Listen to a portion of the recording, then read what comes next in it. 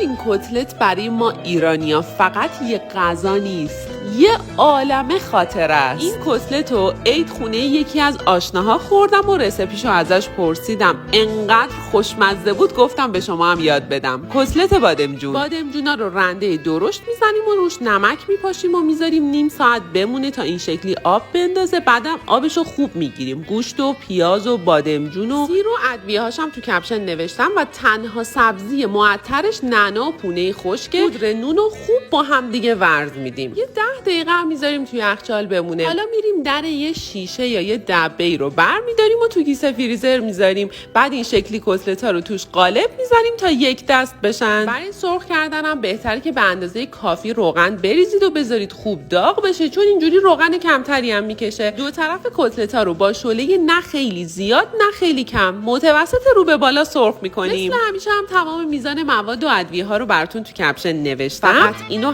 حتما امتحانش کنید چون خیلی خوشمزه است. این غذای خوشمزه رو حتما برای دوستان و عزیزانتون بفرستید. امیدوارم درست کنید و در کنار خانواده لذتشو ببرید.